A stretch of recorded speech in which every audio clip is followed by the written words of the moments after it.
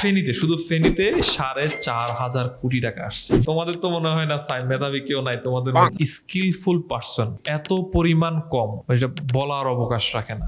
আমরা মনে করি উদ্যোক্তা জিনিসটা কি, একটা ফেসবুক পেজ, কিছু প্রোডাক্ট আনবো, এক বড় ভাই থেকে আইসা কয়েকটা কে বুস্ট করতে পারে, তাকে কল দেবো, ভাই একটু বুস্ট করে দেন, টাকা দিব। সমাজ তাকে বলতেছে সে ব্যর্থ, আত্মীয় স্বজন বলতেছে ব্যর্থ, পরিবার পরিজন বলতেছে ব্যর্থ। শুধু আমরা স্পেসিফিক একটা বিষয়, doctor engineer, doctor engineer. Sabbir ভাই, আপনি তো স্বাস্থ্যসেবা নিয়ে কাজ করছেন, স্বাস্থ্যসেবার পাশাপাশি আপনি কি শিক্ষা নিয়েও কাজ করছেন? Education is the backbone of a nation. শিক্ষা জাতির মেরুদণ্ড, এই কথাটা কিন্তু আমরা ছোটবেলা থেকে শুনে আসতেছি। হ্যাঁ, আমি শিক্ষা নিয়েও কাজ করছি। আর শিক্ষিত যে জাতি যত বেশি শিক্ষিত, সে জাতি তত বেশি উন্নত, সেটা আমরা সবাই জানি। হ্যাঁ, এটা একদম ছোটবেলা থেকে এই শব্দটা শুনতে শুনতে আমরা যেন বড় হয়েছি। ঠিক আছে, তো শিক্ষার গুরুত্ব আমাদের দেশে অনেক অনেক অনেক বেশি। হ্যাঁ, সো আমাদের দেশে শিক্ষার সাক্ষরতার হার হচ্ছে বাংলাদেশে বর্তমানে 73%, আর শিক্ষিত বেকারের সংখ্যা হচ্ছে 25 লক্ষ। 25 লাখ হচ্ছে বেকারের সংখ্যা। আর এর ক্ষেত্রে আমাদের ফেনীর সাক্ষরতার হার হচ্ছে 69%, আর জনসংখ্যা হচ্ছে 16.5 লক্ষ। হ্যাঁ, সো আমাদের কিন্তু শিক্ষা আমরা পিছিয়ে নিই, আবার বেকারত্ব আমরা পিছিয়ে নিই। ঠিক আছে, সমানতালেই তো সমানতালে যাচ্ছে। শুরু বাংলাদেশের সাথে আমরা সমানতালে এগিয়ে যাচ্ছি বেকারত্বের বৃদ্ধির ক্ষেত্রে। সো এইখানে আমার কাছে মনে হচ্ছে মানে শিক্ষার যে জিনিসটা নিয়ে আমি কাজ করতেছি সেটা হচ্ছে ক্যারিয়ার প্ল্যানিং। আসলে আমরা শিক্ষিত হচ্ছি আমরা, এটা মিথ্যা কথা না যে শিক্ষিতর হার বাড়তেছে দিন দিন, কিন্তু আমাদের ক্যারিয়ার প্ল্যানিং না থাকার কারণে, ভালো ক্যারিয়ার প্ল্যানিং না থাকার কারণে কিন্তু আমরা ভালো কিছু করতে পারতেছি না। আমাদের শিক্ষার্থী বেকারের সংখ্যা দিন দিন বাড়তেছে, শিক্ষিত বেকারের সংখ্যা দিন দিন বাড়তেছে। হ্যাঁ, দিন দিন বাড়তেছে। এর প্রধান অনেকগুলো কারণ আছে। প্রথমত ধরো, আমাদের যখন জন্ম হয় একজন সন্তানের, একটা বাচ্চার জন্ম হওয়ার পরে তার বাবা মা কিন্তু সে বাচ্চার পরিচর্যা রক্ষণাবেক্ষণ করে, দেখাশোনা করে, তাই না? সে বাচ্চার স্কুল শুরু কিন্তু বাবা মার, অভিভাবকদের হাত ধরেই হয়। তখন কিন্তু ওই বাচ্চার ক্যারিয়ার প্ল্যানিংটা কে করে? তার বাবা মা করে, ঠিক না? যে তখন বাবা যদি চায় বা মা যদি চায় তার সন্তান ডাক্তার কিংবা ইঞ্জিনিয়ার বা অন্যান্য যে কোনো ডিপার্টমেন্ট ওই এরকম কিছু হবে, তখন কিন্তু সেই অনুযায়ী বাচ্চাকে পড়াশোনার ক্যারিয়ার প্ল্যান করে। কিন্তু অর্থাৎ বাবা মা নির্দিষ্ট করে দেয় যে তুই কি ডাক্তার হবি নাকি ইঞ্জিনিয়ার হবি, কি করবি সেটা বাবা মাই ফিক্সড করে। আসলে একটা বাচ্চারও তখন সিদ্ধান্ত নেওয়ার ক্ষমতা নেই, যে সেই বয়সে তো সে থাকে না।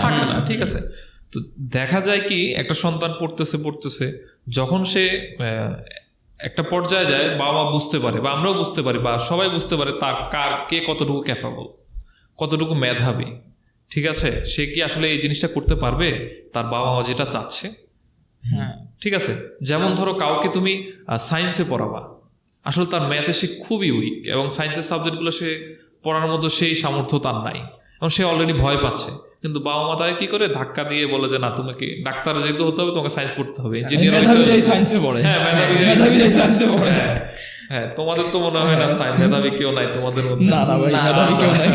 এখানে মেধাবী কেউ, এই অপরাধটা করিনি আমরা।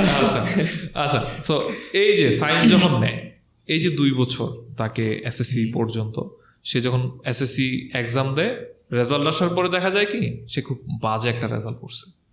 সে বাজে রেজাল্টের পরে কি হয়, সে যখন ইন্টারমিডিয়েটে যায় এইচএসসিতে, সে কমার্স অথবা আর্টসে চলে যেতে হয়। ঠিক আছে, সায়েন্সে কিন্তু থাকতে পারতেছে না। এরপরে সে যখন অনার্সে যায়, সে এমন একটা সাবজেক্ট নিছে, সেই সাবজেক্টের নামও শুনে নাই সে, এরকম হয়। ঠিক আছে না, তুমি এমন একটা সাবজেক্ট, অনেকগুলো সাবজেক্ট আছে যেগুলো আমরা কোনোদিন নাম শুনি নাই। সায়েন্সের স্টুডেন্ট দেখবা যে ইসলাম স্টাডিজ, নাট্যকলায় পড়তেছে, বাংলায় পড়তেছে, বুদ্ধিজম পড়তেছে, বা অনেক ফিলোসফি পড়তেছে, অনেক বিষয়। দেখা গেল তার শুরু হয়েছে এই সায়েন্স দিয়ে, পরবর্তীতে সে কমার্স বা আর্টসে গেল, এর পরবর্তীতে সে ইউনিভার্সিটিতে গিয়ে এমনটা অ্যাকচুয়ালি আমার ফ্রেন্ডরাও আমি চোখে দেখছি, আমার নিজের চোখে, অনেকে সায়েন্সে ছিল দেন আর্টসে চলে আসছে। হ্যাঁ, সো এই বিষয়গুলো ঘুরতেছে। এরপর দেখা যায় কি ওই সন্তান যেটা আর্টসে গেছে, একটা সাবজেক্ট পাইছে না, তখন বাবা মা বলে কি, আচ্ছা তাইলে তুমি একটা কাজ করো, তুমি যেহেতু সব জায়গায় ব্যর্থ, ডাক্তার ইঞ্জিনিয়ার হইতে পারলা না, তুমি একটা কাজ করো, বিসিএস ক্যাডার হয়ে যাও, ঠিক আছে?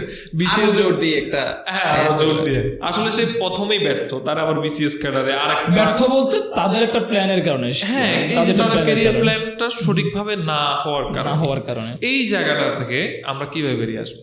মানে আমরা ওই ছেলেটা তখন কি করে, বিসিএস ক্যাডারের জন্য কিন্তু আপনার গ্রাজুয়েশন কমপ্লিট করার পর অনেক বছর আপনাকে শ্রম দিতে হচ্ছে, এবং 30 বছর পর্যন্ত আপনি ট্রাই করছেন, কিন্তু আপনি ব্যর্থ বছরে একটা হওয়ার কথা ছিল, একটা হয় না, হয়নি। বছরে একটা বিসিএস হচ্ছে ক্যাডারটা হচ্ছে সোনার হরিণ। সরাসরি হ্যাঁ, সোনার হরিণ কি সহজে পাওয়া যায়? পাওয়া যায় না। আপনি হরিণই তো ধরা যায় না। ধরা যায় না। এই যখন সোনার হরিণটা পাইলো না, তখন তাকে আমরা ব্যর্থ বলি।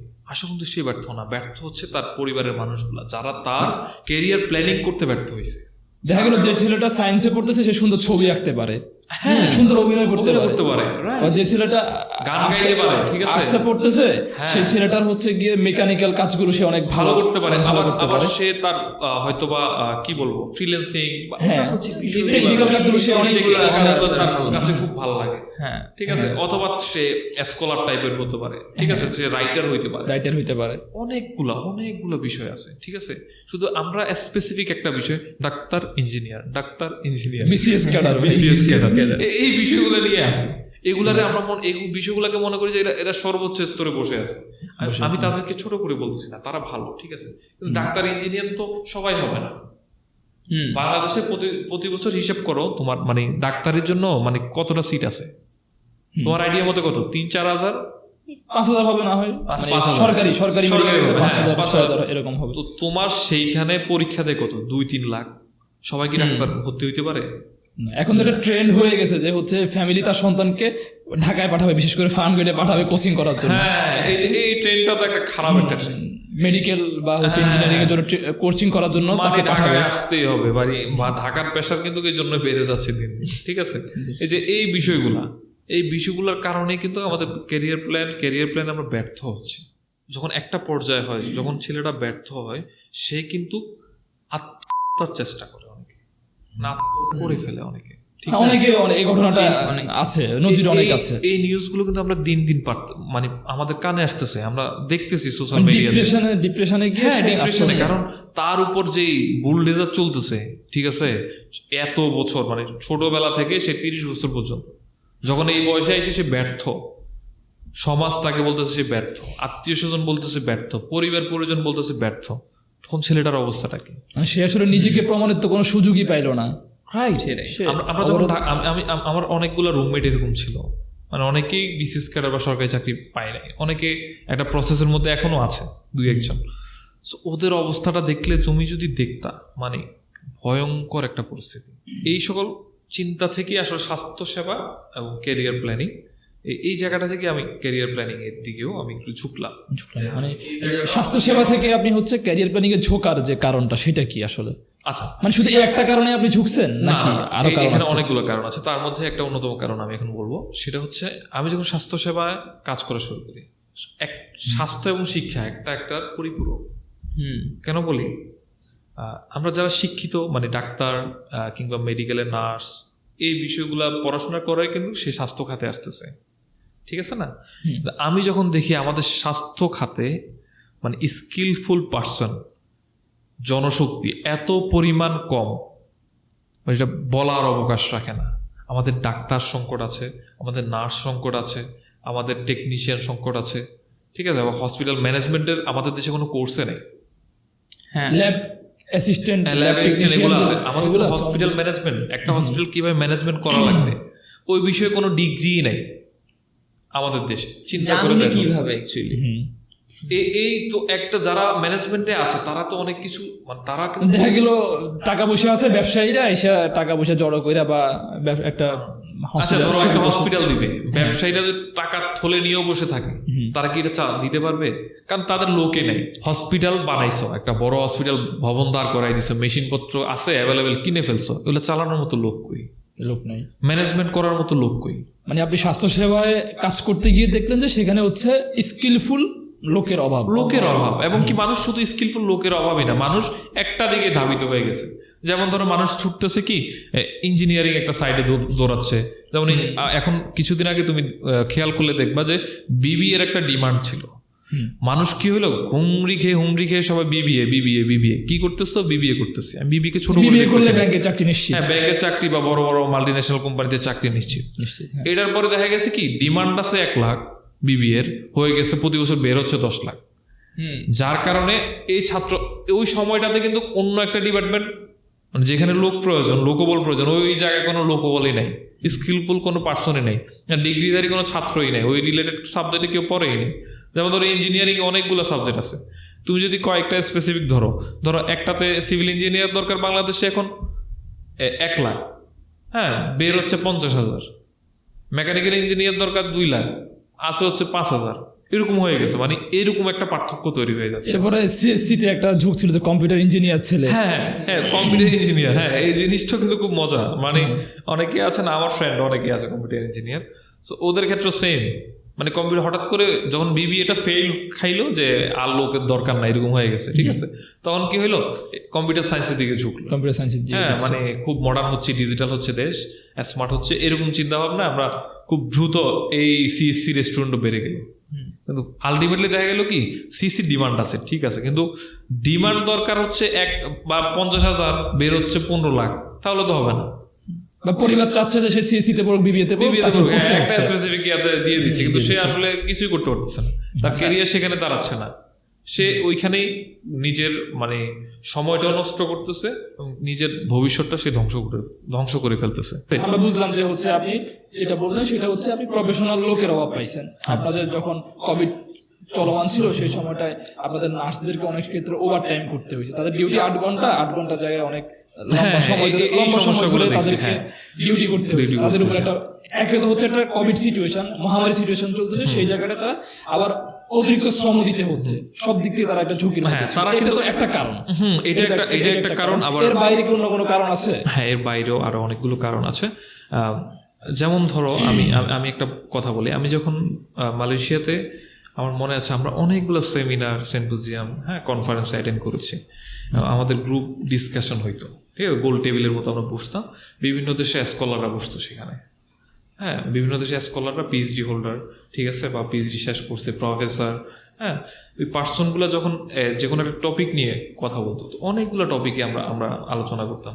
সো একটা টপিক ছিল যে ওরা যে বিষয়টা নিয়ে একটা ফোকাস নিয়ে একটা জায়গা ছিল, সেটা হচ্ছে কেরিয়ার প্ল্যানিং। তাদেরকে যখন আমি প্রশ্ন করতাম যে আপনি এই পর্যায়ে আসছেন, ওনাদের ইতিহাসগুলো যখন শুনি যে ওনারা একটা জায়গায় আগেই স্থির, না অবাক লাগে যে আমাদের তো ডাক্তার, ওরা কিন্তু ডাক্তার জীবনে হইতেই চায় না, তাদের পরিবার ওরা ডিসিশন নিছে, ওরা কিছুদিন পরে ডিসিশন নিছে, স্বাধীনতা, হ্যাঁ তাদের স্বাধীনতা ছিল যে ওই ছেলেটা এখানে ভালো, আচ্ছা তুমি এখানে যেতে পারো, বা একটা ওদের ক্যারিয়ার প্ল্যানিং এর জন্য তাদের আলাদা একটা সেক্টর, মানে কিছু মানুষ ছিল, তারাই তাদেরকে দিক নির্দেশনা দিত, যারা শিক্ষিত, ওয়েল এডুকেটেড পারসন। আমাদের দেশে কিন্তু সেটা হচ্ছে না, মানে কনসালটেন্সি তারা তাদের পরিবারের সদস্য বা হচ্ছে সিনিয়র্স, হ্যাঁ বা অন্যান্যদের কাছ থেকে পাইতে হয়। আমরা তো কি করি যে এমন একজন পার্সনকে, আচ্ছা ভাই আপনি তো এই ডিপার্টমেন্টে পড়েন, এই ডিপার্টমেন্টটা কেমন, তো বললো যে ভাই অবশ্যই ভালো, আমরা এটা আছে ভবিষ্যতে, এটার জন্য উনি আসছে, ঠিক আছে, বা এরকম বললে তখনই তোমার সাথে ওই ছাত্রের সাথে বা ওই শিক্ষার্থীর সাথে কি আসলে এটা যায়, এটা চিন্তা করার সুযোগ নেই, বলে আচ্ছা উনি তো ভালো করতেছে আমিও যাই। কিন্তু আমি গিয়ে কি করলাম, হাবুডুবু খাচ্ছি, ঠিক আছে, আসলে এই বিষয়ে আমার কোনো অভিজ্ঞতাই নেই, তখন কি করতেছি আমরা আবার মুভ করতেছি না, পারতেছি না, এই সেই আমাদের সময় লস হচ্ছে। মুভ করার সুযোগটাও কত থাকে, হ্যাঁ অনেকের থাকে না, অনেক যারা থাকে তাদের সময় লস হচ্ছে, ঠিক আছে, তাদের ক্যারিয়ারটা ধ্বংস হয়ে যাচ্ছে। আচ্ছা,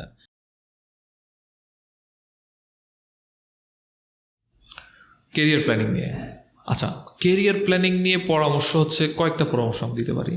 সেটা হচ্ছে প্রথমত হচ্ছে স্বাধীনতা, হ্যাঁ, আর দ্বিতীয়ত হচ্ছে টেকনিক্যাল স্কিল, আর হচ্ছে কমিউনিকেশন স্কিল, ভাষাগত জ্ঞান, রাইট, এক্সাক্ট ওয়ার্ডটা হচ্ছে ভাষাগত জ্ঞান, ঠিক আছে। আর আরেকটা মেইন বিষয় যেটা থাকতে হবে সেটা ডেডিকেশন।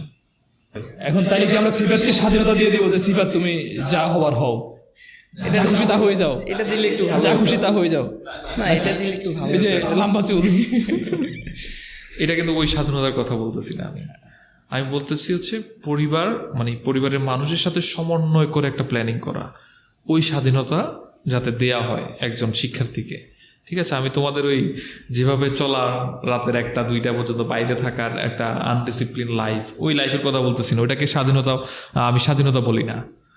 হ্যাঁ, ওই স্বাধীনতার কথা আমি বলতেছি না। আপনি বলছেন যে ক্যারিয়ার প্ল্যান করার ক্ষেত্রে পরিবার এবং একটা সমন্বয় করা। হ্যাঁ, সমন্বয়টা করা, অর্থাৎ শিক্ষার্থীর সাথে, তার সন্তানের সাথে তার বাবা মা বা তার অন্যান্য অভিভাবকরা মিলে বসে পরামর্শ করে একটা সিদ্ধান্ত নিবে যে আসলে সে তার কোন দিকটা তার আগ্রহ আছে, সে কি হতে চাচ্ছে এবং কোন দিকে যাওয়া উচিত, তার পরিবারের তাকে সরকারি বা বেসরকারিতে পড়ানোর সে সামর্থ্য আছে কিনা, ওভারঅল মিলে তারা একটা সিদ্ধান্তে আসবে। রাইট। সো আরেকটা হচ্ছে যেটা বলছি হচ্ছে ভাষাগত দক্ষতা। আসলে ভাষাগত দক্ষতাটা কতটা গুরুত্বপূর্ণ সেটা যদি মানুষ বুঝতো, হ্যাঁ, তাহলে মনে হয় যে এই বিষয়টার উপরই সবচাইতে বেশি গুরুত্ব দিত। হ্যাঁ, ভাষাগত দক্ষতাটা কিরকম, তুমি যে কোনো ইন্টারভিউতে তোমার যদি ভাষাগত দক্ষতা না থাকে, তুমি অনেক মেধাবী কিন্তু তুমি জিনিসটা বলতেই পারতেছো না, তোমার মুখে দিয়ে কথাই বের হয় না, তোমার ভয় লাগে, হ্যাঁ, এই স্কিলটা তোমার নাই, হ্যাঁ, ভাষাগত দক্ষতাই নেই, তখন কি হবে? তুমি যতই মেধাবী হও, ওই কোম্পানি বা যারা ইন্টারভিউ বোর্ডে থাকবে তোমাকে কিন্তু তোমার রেজাল্টের উপর দিয়ে নিয়ে যাবে না। তুমি যতই ভালো রেজাল্ট করো, ঠিক আছে, বলবে যে আচ্ছা ও তো জিনিসটাই বলতে পারেনি।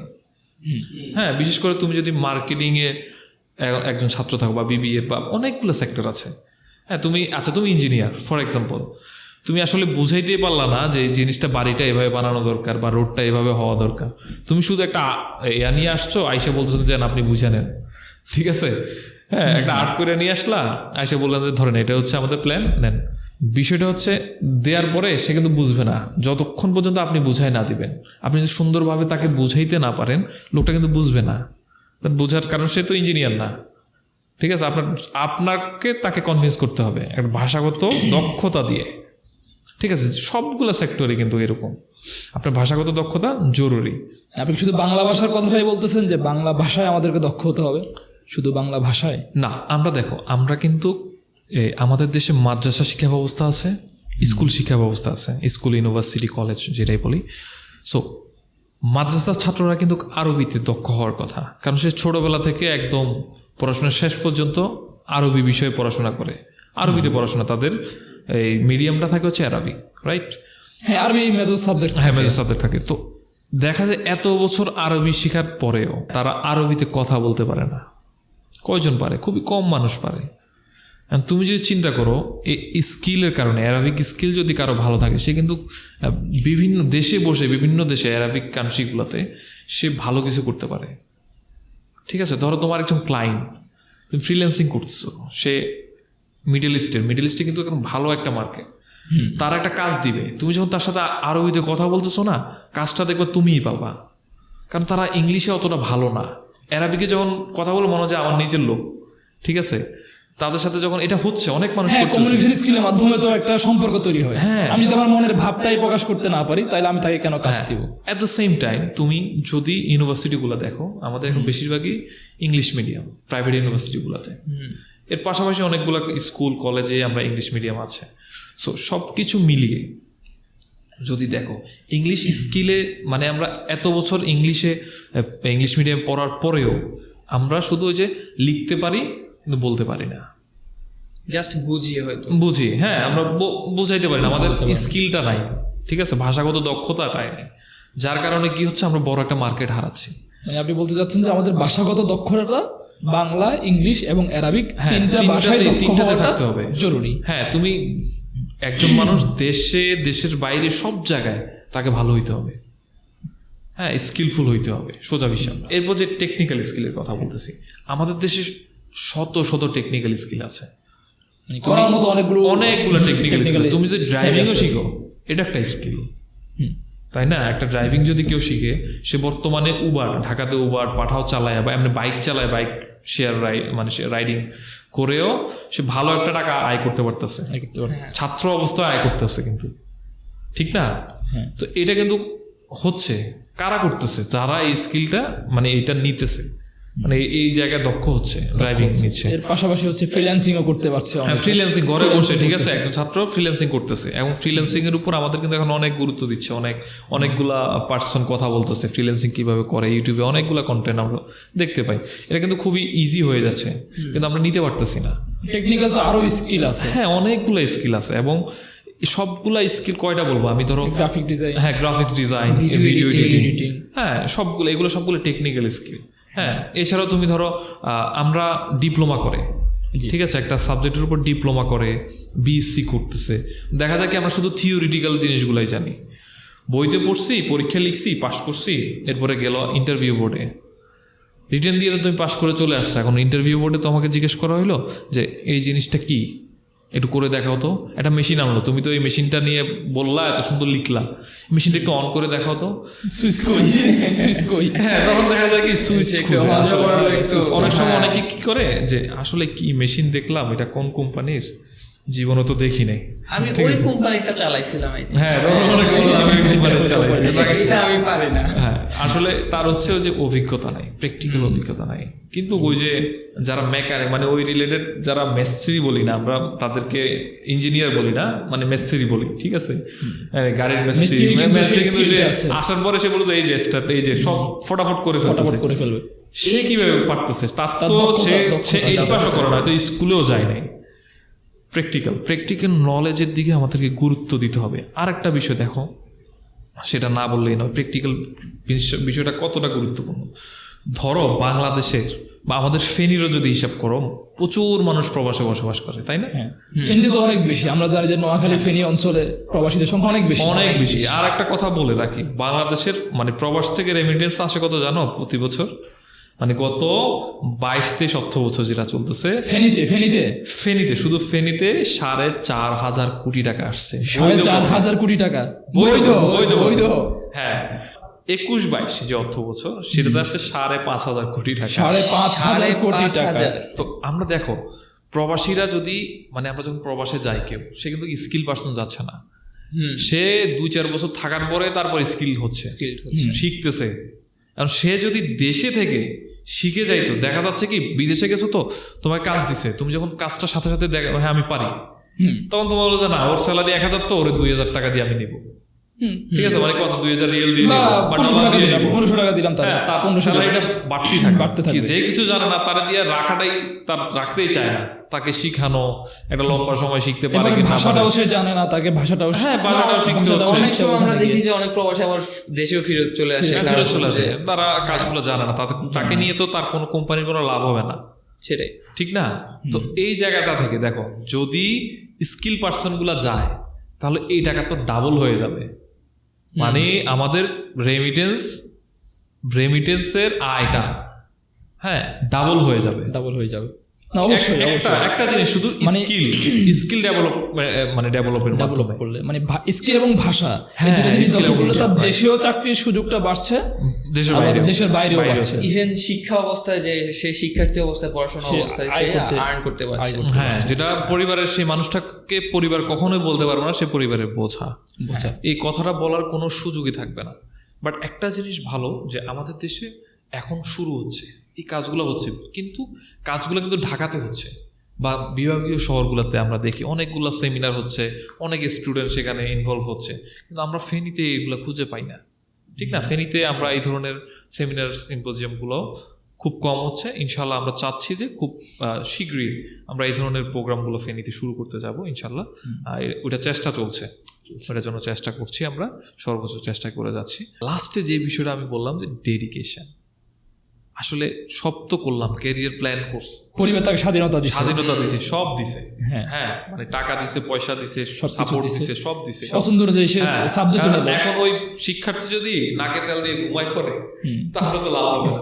তার যদি ডেডিকেশনে না থাকে যে আমাকে এত কিছু দিচ্ছে, আমি ওই জায়গায় চলবো, যাব, যত কিছুই হোক সর্বোচ্চ চেষ্টা করব, ঠিক আছে, তাহলে সে যেতে পারবে।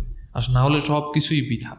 মনের ইচ্ছাটা অ্যাকচুয়ালি প্রয়োজন। হ্যাঁ, এই যে ডেডিকেশন না থাকলে তোমার এটা তার কাজের প্রতি তার শ্রদ্ধা, ভালোবাসা এবং ডেডিকেশনের মাধ্যমে সে সেটা অর্জন করতে পারবে। অর্জন করতে পারবে। এই যে সবগুলো বিষয় মিলিয়েই হচ্ছে, তাইলে আপনাকে হচ্ছে এই যে স্বাস্থ্যের পাশাপাশি শিক্ষা ক্ষেত্রেও আপনাকে কাজ করার জন্য উদ্বুদ্ধ করছে। হ্যাঁ, তো আপনি কি এই কাজটা এখনই শুরু করছেন, মানে ধরেন হচ্ছে এই স্বাস্থ্য সেবার সাথে এখনই শুরু করছেন, নাকি এর আগেও আপনার এরকম কোনো প্ল্যান ছিল বা আপনার কাজ করার অভিজ্ঞতা ছিল? অভিজ্ঞতা বলতে আমি একটা অভিজ্ঞতা শেয়ার করি। আমার অভিজ্ঞতা কিছুটা ছিল, সেটা হচ্ছে আমি যখনই দেশের বাইরে ছিলাম তখন আমার বাংলাদেশি কিছু মানুষের সাথে, মানে যারা সেখানে শ্রমিক, ওনাদের সাথে কথা হতো মাঝে মধ্যে। যেহেতু ইউনিভার্সিটি পড়তাম, অনেকে ক্যান্টিনে জব করতো, ঠিক আছে, বা সুপার শপগুলোতে জব করতো।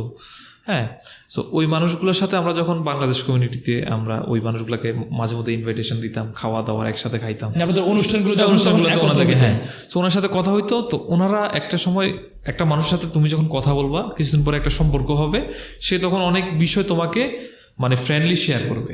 আর দেশি মানুষ বাংলায় কথা বলছে, হ্যাঁ, এটা একটা সম্পর্ক, আলাদা একটা সম্পর্ক, আলাদা একটা টান থাকে। হ্যাঁ, রাইট। সো ওই মানুষগুলা অনেক মানুষের সাথে কথা হয়। তো একদিন একটা মানুষ আমাকে বললো যে ভাই আমার একটা সমস্যা পড়ছে। আমি বললাম কি সমস্যা?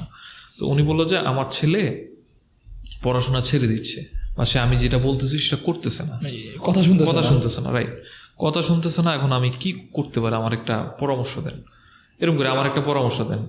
তো আমি বললাম যে ভাই আপনি এই, অনেকক্ষণ চিন্তা করলাম যে কি করা যায়। তো আমি চিন্তা করে বললাম যে আপনি এটা করতে পারেন। এই বিষয়টা ওনাকে অনেক সুন্দরভাবে বুঝাই দিলাম। তো উনি বুঝে টুঝে গেল। একটু পরে উনি আবার আসলো, বললো কি ভাই আমি তো বিষয়গুলো ভুলে গেছি সব, ঠিক আছে। যেহেতু উনি শিক্ষিত পার্সন ছিল না, বা আমার একজনের কথা আরেকজন বোঝানোটাই কষ্ট, উনি বললো যে আপনি যদি একটু কষ্ট করে আমার ছেলেকে বলতেন, মানে একটা রিকোয়েস্ট করলো। সো খুব নরম ভাষায় বললো। আমি বললাম আচ্ছা ঠিক আছে, আপনার ছেলেকে আমাকে কল করতে বলেন। তো উনি ওনার ছেলেকে বললো যে ওনার সাথে কথা বলো। সো ওই ছেলেটা আমাকে ফোন দিল। সো আমি কথা বললাম। ছেলেটার কথা শুনে মনে হলো ছেলেটা খুব স্মার্ট, ঠিক আছে, কথাবার্তা খুব সুন্দর, হ্যাঁ, খুব সুন্দরভাবে কথা বলে। তো ওর কথাবার্তা শুনে আমার কাছে মনে হচ্ছে ছেলে যেটা করতে চাচ্ছে, ছেলে বলতে আমি ফ্যাশন ডিজাইনিং এর করবো, বা বলতে সে বিবিএ পড়ুক বা ইঞ্জিনিয়ারিং পড়ুক, এই বিষয়গুলো। কিন্তু ছেলেটা বলছে আমি এই কাজ করতেছি, অলরেডি করতেছে সে, ঠিক আছে, আমার কাছে এটা ভালো লাগতেছে, আমি আর্ন করতেছি এরকম। তাহলে তো ভালোই, তাহলে তুমি এটা করতেই পারো। তখন ওর বাবাকে আমি বুঝাইলাম যে দেখেন আপনার ছেলে এটা করতে চাচ্ছে, এটা করতে পারতেছে। তো যখনই এগুলো সব বুঝাই দিলাম ওনাকে, উনি কনভিন্স হলো, বললো যে ভাই আপনি যেটা বলছেন ওইটাই করবো, আপনি যা বলেন এখন তাই করবো। আসলে ফ্যাশন ডিজাইনিং পড়ে তো একটা ব্রাইট ফিউচার সে তৈরি করতে পারে। হ্যাঁ, বাংলাদেশের গার্মেন্টস সেক্টর অনেক উন্নত, গার্মেন্টস সেক্টর অনেক উন্নত। ওই ছেলে সবচেয়ে বেশি গ্রিন ফ্যাক্টরি বাংলাদেশে। বাংলাদেশের একটা আয়ের একটা বড় অংশ হচ্ছে আমাদের গার্মেন্টস সেক্টর। সো এই বিষয়গুলো যখন ওনার সাথে শেয়ার করলাম বা ওনার সাথে কাজগুলো হলো, ওনার ছেলে কিন্তু পরবর্তীতে ফ্যাশন ডিজাইনের উপর মালয়েশিয়াতেই পড়াশোনা শুরু করছে। কিছুদিন পর বললো যে আমি তাহলে আমার ছেলেকে এখানেই পড়াবো, টাকা যাক, ঠিক আছে। ওই ছেলেরা এখন ওরা গার্মেন্টস নিয়ে কাজ করতেছে। এখন এই সময় তারা গার্মেন্টস নিয়ে কাজ করতেছে, সে ডিজাইনার সেখানে। আমি 2018-19 কথা বলতেছি। চলেন নকিব ভাই আমরা একটু মালয়েশিয়া চলে যাই। মানুষের সব সফল মানুষ। না, আমি ওই ধরনের কথা বলতেছি না। সো ওই যে একটা জায়গা, ওই জায়গাটা থেকেই আমাদের এই শুরুটা আর কি। তো উনি কি করছে জানেন, সে বাবার চাওয়া অনুযায়ী সে বিবিএ পড়তো বা সে ইঞ্জিনিয়ারিং কোন একটা সাবজেক্টে পড়তো, কিন্তু সে সেটা মন থেকে কাজটা করতো না। যে এখন যে সে দেশের জন্য যে টাকাটা পাঠাচ্ছে বা যে আয়টা করতেছে সেটা আনন্দের সাথেও করতেছে, তার একটা প্লেজারও আছে, সে আবার এই টাকাটাও আর্ন করতেছে। আরো একটা ব্যাপার কি, উনি কি করছে কিছুদিনের পরে অনেকগুলো মানুষের সাথে বিষয়টা শেয়ার করছে যে আমার জন্য উনি এই কাজগুলো করছে, ভাই অনেক ভালো পরামর্শ দেয়। সো আমাকে ওই মানুষগুলো আইসা নাম্বার দিয়ে দিছে, আমাকে ফোন দেওয়া শুরু করছে, ভাই আমরা তো এরকম সমস্যা, ওই ভাই থেকে নাম্বার নিছি, হ্যাঁ এই সমস্যা। তো মানুষগুলা অনেক সময় অনেক মানুষ কল দিয়েছে, এখনো কল দেয় অনেক মানুষ, ঠিক আছে। সো কল দিয়ে পরামর্শ নেয়। সো আমার কাছে আমি বিষয়গুলোকে খুব এনজয় করতেছিলাম, না আসলে তো বিষয়গুলো খুব ভালো লাগতেছে, ঠিক আছে। এবং কি আমার কাছে মনে হচ্ছে আমার মাধ্যমে যদি একটা শিক্ষার্থীর কেরিয়ার ভবিষ্যৎ যদি উজ্জ্বল হয়, সেটা আমার জন্য বড় একটা পাওয়া হবে। একজন বাংলাদেশি শিক্ষার্থী তার কেরিয়ারটা সুন্দর হবে, একটা ব্রাইট ফিউচার সে পাবে। সেটা যদি আমার মাধ্যমে হয়, সেটা তো আসলে আমি ভাষায় প্রকাশ করতে পারবো না সে আনন্দটা। যে ছেলেগুলো এখন সাকসেসফুল হচ্ছে বা মেয়েগুলো সাকসেসফুল হচ্ছে, হ্যাঁ, এটা কিন্তু আমার জন্য একটা বড় পাওয়া। আমি কিন্তু ছেলে এবং মেয়ে উভয়কে করছিলাম, অনেকগুলো বড় মেয়েও অফিস ছিল, ছিল। হ্যাঁ অনেকগুলো, অনেক বাবা মানে খুব ফ্রিলি বলতেছে যে মানে অনেকে এসে স্যার স্যার বলা শুরু করতে, আমি বলতাম না, আমি আমাকে স্যার স্যার বলার বলার দরকার দরকার নেই, নেই। আমাকে বড় ভাই হিসেবে সম্বোধন করো। সো এই ছিল আমার এই বিষয়গুলো আর কি। হ্যাঁ, তুমি তো এতক্ষণ চাকরি নিয়ে বলছো, হ্যাঁ। সবাইকে অ্যাকচুয়ালি চাকরি নিয়ে একটু কেরিয়ারটা বিল্ড আপ করবে নাকি অন্যদিকে যাবে, একটু ব্যবসা, একটু হ্যাঁ, এটা একটা ভালো ভালো প্রশ্ন করছে আসলে। ওইটাতেও আসতেছি, ঠিক আছে। তো সেটা হচ্ছে ব্যবসা। আমাদের দেশে ব্যবসা জিনিসটা যে মানে যেভাবে গ্রো করতেছে পুরো বিশ্বেই, মানে উদ্যোক্তার সংখ্যা বাড়তেছে, কিন্তু কিন্তু আগে কম ছিল। আমরাও উদ্যোক্তাদেরকে সাপোর্ট করতেছি। মানে আমি চাই যে ফেনী থেকে বা সারা বাংলাদেশ থেকে উদ্যোক্তা তৈরি হোক, ব্যবসায়ী তৈরি হোক। আমাদের দেশে কিন্তু অনেক আছে এখন বর্তমান সময়। আমাদের ফেনীতে তুমি যদি দেখো অনেকগুলো উদ্যোক্তা আছে, কিন্তু ফেল খাচ্ছে অনেকগুলো কারণে। কেন জানো? যে আমরা কি করি, একটা ফেসবুক খুলি, মানে আমরা মনে করি উদ্যোক্তা জিনিসটা কি, আমাদের সংজ্ঞাটা আমি বলি, হ্যাঁ একটা ফেসবুক পেজ, কিছু প্রোডাক্ট আনবো, এক বড় ভাই থেকে আইসা কয়েকটা কে বুস্ট করতে পারে তাকে কল দেবো, ভাই একটু বুস্ট করে দেন, টাকা দিব, দিছে, প্রোডাক্ট হয় নাই ভাই, কিছুদিন পরে চলছে 2-4 মাস, ভাই শেষ, উদ্যোক্তা হওয়া যাবে না, এটা রিস্কি একটা প্রসেস, এরকম হচ্ছে। এই সকল বিষয় কিন্তু আমাদের ঘুরতেছে, তাদের কোনো আইডিয়াও নাই, প্ল্যানিংটা অ্যাকচুয়ালি, হ্যাঁ প্ল্যানিংটা নাই, ঠিক আছে। তো কেরিয়ার প্ল্যানিং তো গেল, এখন এতক্ষণ বললাম, এখন বিজনেস প্ল্যানিংটাও জরুরি, ঠিক আছে। তুমি বিজনেস প্ল্যান একজন উদ্যোক্তা হবা, এটার জন্য আমার পরামর্শ হচ্ছে, আমরা চাই আমাদের যে টিমটা আছে, আমরা যখন কাজ করি তখন আমরা চিন্তা করছি যে ফেনীর যত উদ্যোক্তা আছে যারা ব্যবসা করতে আগ্রহী, ওই সকল উদ্যোক্তাকে আমরা একটা প্ল্যাটফর্মের মধ্যে আনতে চাই, একটা প্ল্যাটফর্ম। হ্যাঁ, আমরা এই জন্য কাজও করে যাচ্ছি। আমরা খুব সুন একটা উদ্যোক্তা মেলা করার ইচ্ছা আছে, যেখানে ফেনীর যত উদ্যোক্তা আছে এবং একই ফিল্ডে যারা আছে, এরকম করে আমরা আলাদা আলাদা করে ওই মানুষগুলোকে একসাথ করব, করে তাদের সাথে আমরা একটা ডিসকাশনে যাব কি হচ্ছে, যাতে যেমন বলি না 10-এর লাঠি 1-এর বোঝা। হ্যাঁ ঠিক আছে, যখন 10 জন একসাথে কাজ করবে না, জিনিসটা খুবই ভালো হবে, ঠিক আছে, খুব আগাবে, হ্যাঁ একটু দ্রুত আগাবে এবং সাপোর্ট পাবেন। একজনের মাথায় একজন খুব ভালো, 10 জন যখন কথা বলবে, একজনের এমন একটা বুদ্ধি আনবে যে এটা আসলে ওই এক বুদ্ধিতেই সে অর্থাৎ successful এলোমেলোভাবে হয়ে যাবে। কাজ না করে সম্মিলিতভাবে কাজ রাইট করা। রাইট, সম্মিলিতভাবে কাজ করতে হবে। যখনই সম্মিলিতভাবে কাজ করব তখন আমাদের নিজের কাছেও ভালো লাগবে এবং কি মানে সেটাতে সাকসেসফুল হওয়ার রেশিওটা অনেক বেশি, পসিবিলিটি অনেক অনেক বেশি থাকবে। হ্যাঁ, তো আমরাও যারা উদ্যোক্তা, আমি চাই যে তারাও যাতে কেউ যদি আগ্রহী থাকে, আমরা উদ্যোক্তা যারা, তারাও আমার সাথে যোগাযোগ করতে পারে। আমার ডিসক্রিপশন বক্সে আমার নাম্বারটা থাকবে। সো ওইখানে যদি উদ্যোক্তা যারা, তারা যদি কথা বলতে চায়, আমার সাথে সরাসরি কথা বলতে পারে, অথবা আমার অফিসে আসতে পারে। আমার ঢাকায় অফিস আছে, ফেনীতে অফিস আছে। সো যদি যোগাযোগের মাধ্যমে যারা আসতে চায় তাদের সাথে আমি কথা বলবো ইনশাআল্লাহ। এবং আপনি ফেনীতে 3টা বিষয় নিয়ে কাজ করছেন। একটা হচ্ছে স্বাস্থ্যসেবা, হ্যাঁ স্বাস্থ্যসেবা, স্বাস্থ্যসেবা নিয়ে আপনি কাজ করছেন। শিক্ষার ক্ষেত্রে আপনি হচ্ছে ক্যারিয়ার প্ল্যানিং নিয়ে কাজ করছেন, ক্যারিয়ার প্ল্যানিং, এবং উদ্যোক্তাদেরকে নিয়ে কাজ করছেন। হ্যাঁ উদ্যোক্তাদেরকে নিয়ে কাজ করছি। টোটাল তিনটা কাজ করছেন আপনি। হ্যাঁ 3টা বিষয় নিয়ে কাজ করছি। শুধু আমি একা না, আমার সাথে একটা টিম আছে। আপনি তো একটা team হ্যাঁ নিয়ে কাজ আমার ওই করছেন। টিমটা এক একটা সেক্টর এক একজন এক্সপার্ট, তারা খুবই ভালো কাজ করতেছে। তো আমি তাদের মধ্যে একজন নগণ্য পার্সন। আমি চেষ্টা করতেছি সবাইকে যাতে একটা টেবিলে, এখন যে এরকম একটা গোল টেবিল বলি না, যে চারপাশে সব মানুষগুলো থাকবে, চারপাশে সব মানুষকে এনে মানে এক একটা জন এক এক পাশে থেকে কাজ করে যাবে। সো আশা করছি আমাদের এই ডিসকাশনটা অনেক সময় অনেকে শুনতেছেন। সো আমরা শেষ করতে চাচ্ছি, ফেনীর কথা বলবো, ফেনীর সকল সমস্যা নিয়ে একসাথে লড়বো। সবাই ভালো থাকবেন, সুস্থ থাকবেন, এই কামনা রেখে আজকের মতো এখানে শেষ করছি। আল্লাহ হাফেজ, আসসালামু আলাইকুম।